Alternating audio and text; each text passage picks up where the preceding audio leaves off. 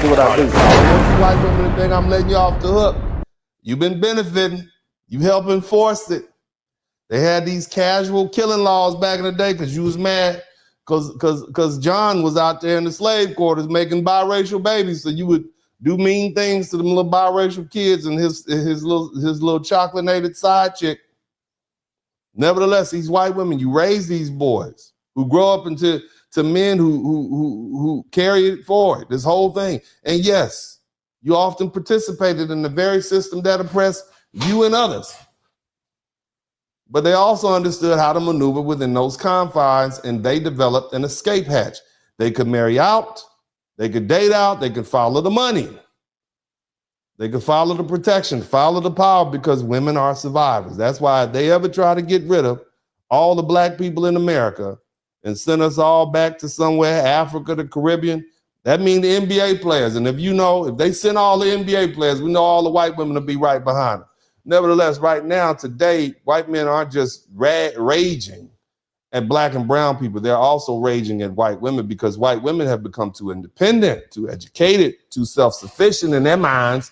And making America great again isn't just about borders or flags. It's about putting that white woman back in the kitchen, barefoot and pregnant and under control. And the numbers bear it out. You understand me? Because white birth rates have dropped over the last 30 years. More white women now earn college degrees than white men. White female entrepreneurship is rising, record rates. And on top of that, they have the nerve, right, to be marrying out. Interracial marriages involving white women, especially especially high between black and Latino and other non-white men. They're increasing. And this isn't social change. To many white men, this is betrayal. Okay? And these were the women who were supposed to uphold the legacy of white male dominance, and instead they're building lives without them. And that's why we're witnessing a coordinated backlash against these reproductive rights, bans on baby deletions and restrictions on birth control, efforts to control these women. You know, they don't care if you black ladies that have baby deletions. They ain't worry about you. They worry about that white woman. Okay? It's not about morality. It's about control. It's a desperate attempt to reclaim what they feel has been lost. You see? And so we're watching the very women they promise, to step outside. They trying to get them back in line. And they're doing it the only way they know how. Legislation, violence, and cultural warfare. Now look here. It's like, it sounds like a tantrum to me, but it's a violent one. And when you add the pressure of what is true toxic masculinity, the belief that white men must dominate, emotionless, and always be in control, you mix that with economic decline and the collapse of industrial labor and the erosion of these, what we call small town stability, and you sprinkle in an online echo chamber with conspiracy theories about replacement, what you get is a volatile blend of resentment, entitlement, and fear. And increasingly, that mix explodes. Okay? Now, here's the thing.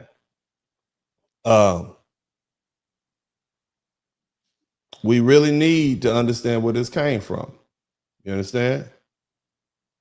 And so we're going to take the opportunity to really dig into it. All right, you guys are with me? Hit the number 1 button. Let me know if you're with me. We're about to dig into it. I want to introduce you all to some subject matter. And we are generally talking about white rage, where it comes from. And we're going to get home. This is going to be a long flight. All right, all my truck drivers, all my people who are, up on those first class flights, headed 8 hours, all the fellas, all the passport bros headed down to Brazil.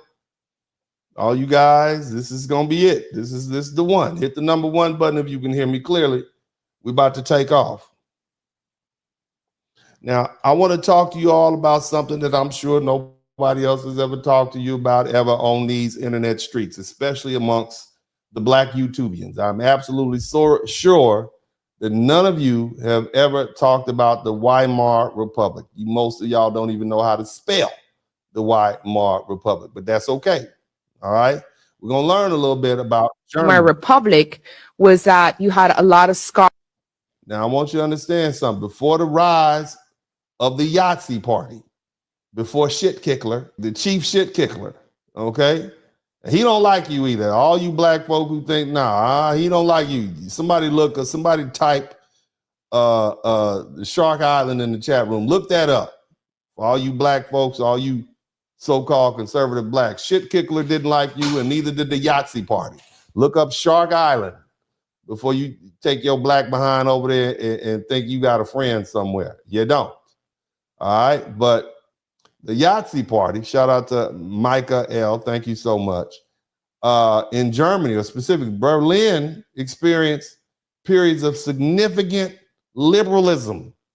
Okay, when I say liberal, I'm talking about they was very gay. Okay, they was gay.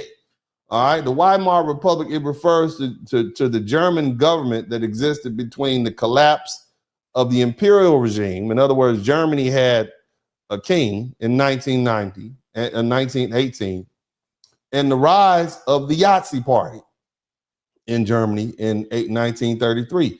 And this period was marked by some very intense political turmoil. You had widespread violence. You had economic hardship. Man, you had it was significant social freedoms and groundbreaking artistic innovation. They were free. You understand me? All right.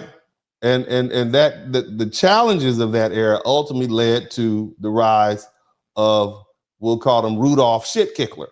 Okay, Rudolf Shit-Kickler, that's how he got to power. All right, and the social and economic upheaval that followed World War I destabilized the Weimar Republic and Germany's fragile experiment with democracy, and it contributed to the rise of this radical right wing. Okay, many of these Germans didn't believe that the military had lost the war on the battlefield, but rather they believed that they were stabbed in the back. Okay, they thought they were stabbed in the back by civilians. Okay, we're gonna call the people that they blamed the blues people, the bluish people. Okay, the socialists and the liberals and all the war profiteers. Those are the people who were blamed. The bluish people, the people who were blue. Okay, we can call them the Smurfs. It was the Smurfs' fault. All right, but either way, World War I left Germany devastated. They lost 2 million soldiers, were unalive. They had over 4 million who were wounded. So you got a bunch of crippled men and young men that didn't come back. That was about 1/5 of the male population, probably the young men of marrying age who would keep it going. And the civilian population suffered from severe malnutrition because they had blockades. They were starving, literally. And it claimed a lot of lives. In 1917 alone, Germany saw over 560 strikes by workers protesting the condition. It was bad. You see, it was really bad. And they signed some bad treaties, the treaties of Versailles. It dismantled the German army, so they were ashamed. Okay. They had to pay reparations and war costs, you know, from the cost of living was expensive. And the solution of the German government was to print more money. And all that did would cause the collapse of a currency to collapse and hyperinflation. They literally had to wheel out a barrel of money just to pay for a loaf of bread. They have $1 million German Weimar bill, $1 million. I mean, you see what I mean? And the formal middle class that they had, they found themselves in power. So they went from doing well to being broke. Despite this turmoil, the Weimar era, it witnessed a flourishing cultural, social transformation. You understand me? The Germans experienced their own version of the Roaring 20s. That was a time period in America where they were just free and living their best life, particularly in cities like Berlin. It was a vibrant urban center. It was filled with opportunity. And in Berlin, the most of the socially liberal cities in Europe, they had a nightlife, but none had a nightlife like Berlin. Let me tell you, I want you to pretend What name the city that you're from? I want y'all to name the cities that you're from. Black father, black son. Tune in, weekly feeling inspired. From the heart through talking night. Every episode brings a light. Subscribe, hit the like, won't you dare. Share the love, you know it's fair. Join us every week, don't be late. Drop some coins in the collection plate. Drop some coins, enjoy the ride. Come say hi, catch the wave, don't pass by. Let the spirits always inside.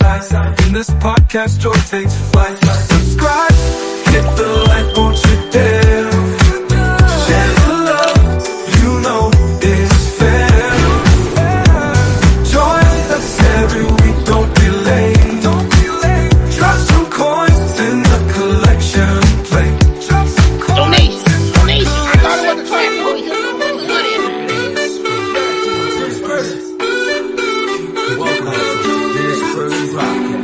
Hey man, I'll do what I do. You know that. Your ass class, don't come over here. You tall black mother. Women up inside. I don't give a fuck about